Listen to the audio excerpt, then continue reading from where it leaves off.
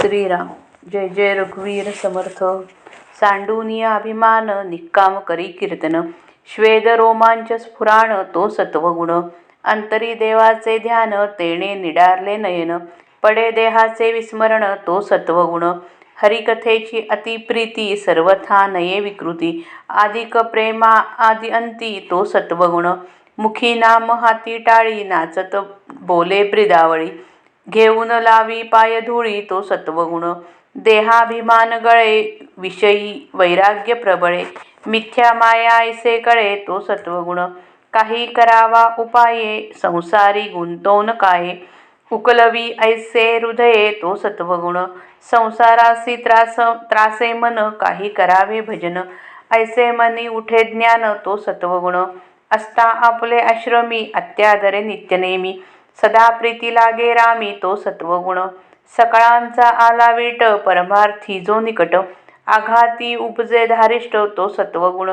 सर्व काळ उदासीन नाना भोगी विटे मन, आठवे भगवद्जन तो सत्वगुण। पदार्थी न बैसे चित्त मनी आठवे भगवंत, ऐसा दृढ भावार्थ तो सत्वगुण। लोक बोलती विकारी अति तरी अधिक प्रेमाधरी, निश्चय बाणे अंतरी तो सत्वगुण। अंतरी स्फूर्ती स्फुरे स्वस्वरूपी तर्क भरे, नष्ट संदेह निवारे तो सत्वगुण। शरीर लावावे कारणी साक्षेप उठे अंतःकरणी, सत्वगुणाची करणी ऐसी असे। शांती क्षमा आणि दया निश्चय उपजे जया, सत्वगुण जाणावा तया अंतरी आला। आले अतीत अभ्यागत जाऊ नेदी जो भुकिस्त, येथान शक्ती दान देत सो सत्वगुण। तडी तापडी दैन्यवाणे आले आश्रमाचे निगुणे, तया लागी स्थळ देणे तो सत्वगुण। आश्रमी अन्नाची आपदा परी विन्मुख नव्हे कदा, शक्तीनुसार दे सर्वदा तो सत्वगुण। जेणे जिंकली रसना तृप्त जयाची वासना, जयास नाही कामना तो सत्वगुण। होणार तैसे होत जात प्रपंची झाला अघात, डळमळीना ज्याचे चित्त तो सत्वगुण। एका भगवंता कारणे सर्व सुख सोडिले जेणे, केले देहाचे सांडणे तो सत्वगुण। विषयी धावे वासना परी तो कदा डळमळीना, ज्याचे धारिष्ट चढेना तो सत्वगुण। देह आपदेने पिडिला क्षुधे तृषेने ओसावला, तरी निश्चयो राहिला तो सत्वगुण। श्रवण आणि मनन निज ध्यासे समाधान, शुद्ध झाले आत्मज्ञान तो सत्वगुण। जयास अहंकार नसे नैराश्यता विलसे, जया प्रासी कृपा वसे तो सत्वगुण।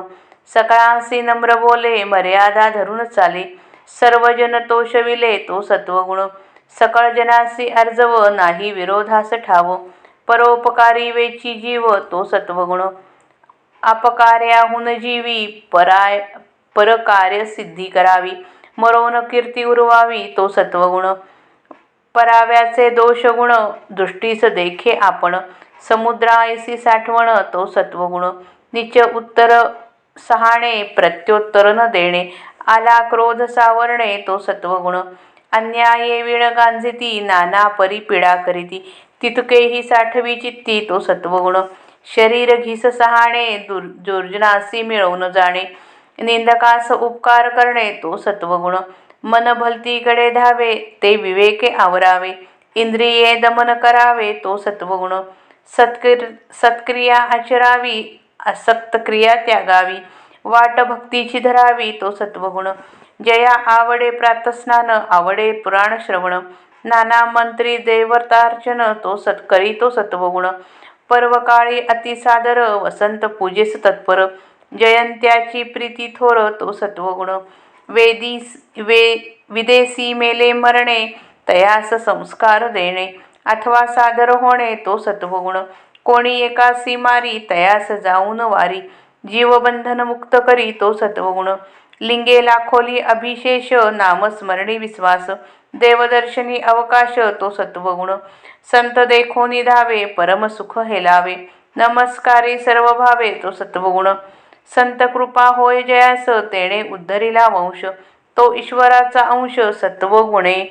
सन्मार्ग दाखवी जना तो जो लावी हरिभजना, ज्ञान शिकवी अज्ञाना तो सत्वगुण।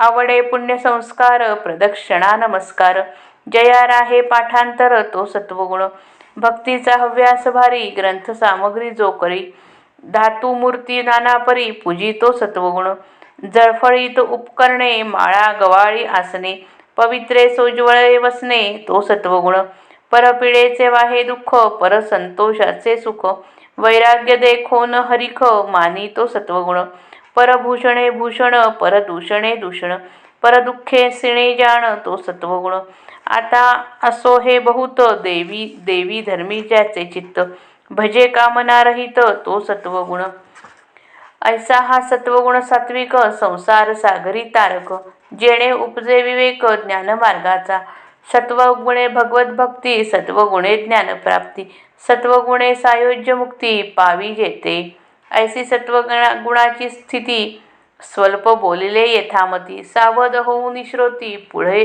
अवधान द्यावे.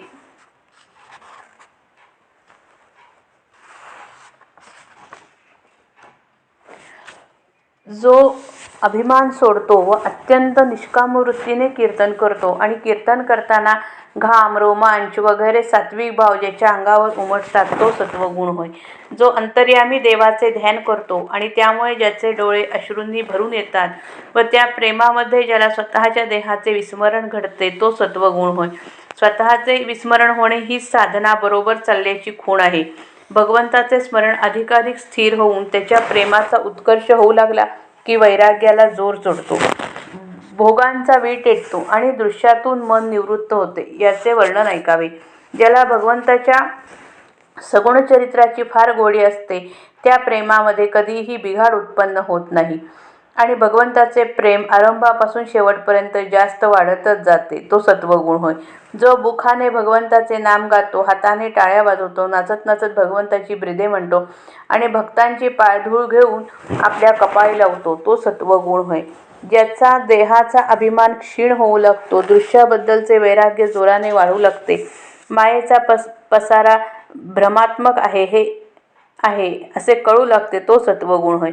संसारामध्ये गुंतून राहण्यात काही अर्थ नाही, त्यातून मोकळे होण्याचा काहीतरी उपाय करायला पाहिजे असा आत्मानात्मक विवेक ज्याच्या अंतर्यामी उत्पन्न होतो तो सत्वगुण होय.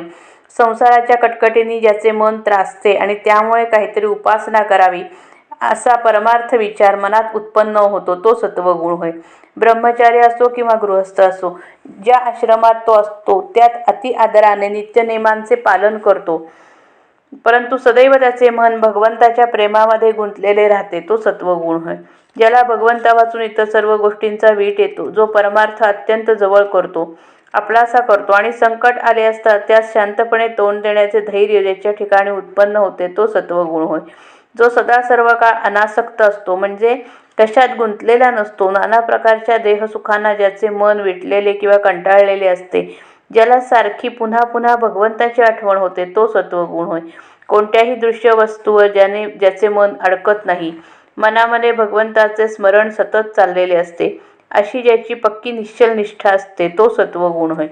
भगवंतावरील त्याचे प्रेम पाहून लोक म्हणतात हा वेडा आहे, याचे डोके बिघडले आहे, तरी पण त्याचे प्रेम अधिकच वाढत जाते, त्याच्या मनाचा पूर्ण निश्चय होतो तो सत्वगुण होय.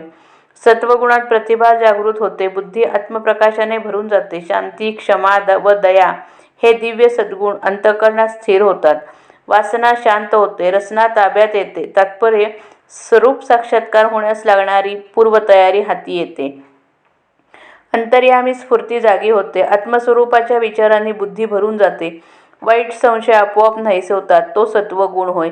या शरीराचा उत्तम उपयोग करावा अशी ओढ अंतःकरणात उत्पन्न होते. सत्वगुणाचे कार्य हे असे आहे, ज्याच्या वागण्यामध्ये शांती क्षमा आणि दया दिसू लागतात, भगवंताच्या भक्तीचा निश्चय ज्यांच्या मनात उत्पन्न होतो, त्यांच्या अंतर्यामी सत्वगुण उदय पावला असे समजावे. अतिथी किंवा अभ्यागत घरी आले असता काहीतरी खाऊ घातल्याशिवाय त्यांना जो जाऊ देत नाही, त्यांना यथाशक्ती दान देतो तो सत्वगुण होय.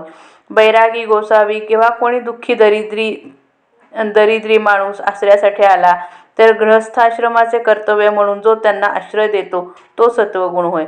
आपल्या घरात पोटभर खायला नसून सुद्धा जो कोणी येईल त्याला काही खायला दिल्यापासून जाऊ देत नाही, आपल्या शक्तीप्रमाणे जो नेहमी देत राहतो तो सत्वगुण होय. ज्याने आपली जीभ जिंकली आहे, ज्याची वासना तृप्त झाली आहे, ज्याला कामना इच्छा उरली नाही, तो सत्वगुण होय. जे व्हायचे ते होतच जाते. या नियमानुसार प्रपंचामध्ये मोठे संकट आले असता ज्याचे मन डळमळत नाही, जो शांत चित्त राहतो, तो सत्वगुण होय. एका भगवंतासाठी इतर सर्व सुखे जो सोडून देतो, इतकेच नव्हे तर देहाचे प्रेमसुद्धा जो सोडतो, तो सत्वगुण होय. बाहेरच्या वस्तूंकडे वासना खेचीत असता ज्याचे मन डगमगत नाही किंवा ज्याचे मनोधैर्य चळत नाही, तो सत्वगुण होय. शरीर दारिद्र्याने पिडले आहे, तहान भुकेने व्याकुळ झाले आहे, अशा अवस्थेत सुद्धा भगवंताच्या भक्तीचा ज्याचा निश्चय भक्कम राहतो, तो सत्वगुण होय. साधना घडून शब्द आत्मज्ञान होणे हीच तर सत्वगुणाची खरी करामत आहे. असा ज्ञानी पुरुष पूर्ण वासनारहित, अभिमानरहित असतो. तो अत्यंत दयाळू असतो. सगळ्यांशी नम्र होऊन तो सदा परोपकारात असतो. अत्यंत विशाल अंतःकरणाचा तो ज्ञानी दुसऱ्यांचे दोष सोसून त्यांना भगवंताच्या मार्गास लावतो. श्रवण, मनन आणि निधिध्यास या साधन मार्गाने जाऊन त्याला शुद्ध ज्ञान प्राप्त होते व समाधान प्राप्त होतोय, तो सत्वगुण होय. ज्याला अहंकार नाही, ज्याच्यापाशी निर्वासनता प्रकटपणे दिसते, ज्याच्यापाशी अज्ञानी जीवाबद्दल दया असते, तो सत्वगुण होय. जो सर्वांशी नम्रतेने बोलतो, जो नीतिधर्माची मर्यादा पाळून वागतो व जो सर्व लोकांना संतोष देतो, तो सत्वगुण होय. जो सर्व लोकांशी अत्यंत सरळपणाने व मोकळेपणाने वागतो, त्यामुळे कोठे कोणाशी विरोध उत्पन्न व्हावयास जागाच उरत नाही. दुसऱ्यावर उपकार करण्यात तो आपले आयुष्य खर्ची घालतो, तो सत्वगुण होय. स्वतःचे काम करण्यापेक्षा दुसऱ्यांचे काम करण्याची ओढ ज्याला लागते, मरून कीर्ती उरवावी अशी ज्याची वागणूक असते, तो सत्वगुण होय. दुसऱ्याचे गुणदोष ज्याच्या नजरेस पडतात, पण समुद्राप्रमाणे जो ते आपल्या अंतःकरणात साठवतो, ते जगात प्रगट करत नाही, तो सत्वगुण होय. कोणी टाकून बोलला तर ते जो सहन करतो, त्याला तसेच उलट उत्तर देत नाही. राग आला तर आवरतो, तो सत्वगुण होय. दुःख गिळणे, निंदकांवर उपकार करणे, इंद्रिय दमन करणे, नामस्मरणी विश्वास असणे, संताला शरण जाणे, त्याची कृपा होणे, लोक शहाणे करणे, ग्रंथ जमवणे, दुसऱ्याचे दुःख सहन न होणे, ही सत्वगुणाची सर्वसामान्य लक्षणे आहेत. आपण अन्याय केला नसताना कोणी आपल्याला छळतात, अनेक प्रकारे दुःख देतात, ते सगळे जो शांतपणे गिळतो, सहन करतो, तो सत्वगुण होय. जो देहाने दुसऱ्यासाठी झीज सोसतो, दुर्जनांशी आपलेपणाने वागतो, निंदकांवर उपकार करतो, तो सत्वगुण होय. मन ऐकत नाही, नको त्या गोष्टीच्या मागे धावते व ते विवेकाने जो आवरतो, इंद्रिय ताब्यात ठेवून वागतो, तो सत्वगुण होय. सत्कर्मे करावी, दुष्कर्मे सोडून द्यावी, भक्तीच्या मार्गाने जावे, तो सत्वगुण होय. ज्याला प्रातस्नान आवडते, पुराण ऐकणे आवडते, ज्याला मंत्र म्हणून केलेली देवाची पूजा आवडते, तो सत्वगुण होय.